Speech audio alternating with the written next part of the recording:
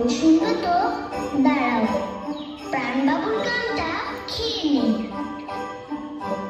গল্পটা হচ্ছে, দাঁড়াও প্রাণবাবু ফুলিয়ে দিই। দেখলে কত বড় বাবলস হলো?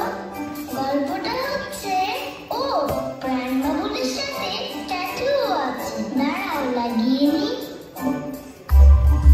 খুব সুন্দর তাই না? গল্পটা হচ্ছে, স্কুলে দেরি হয়ে যাচ্ছে, আরেকদিন বলবো।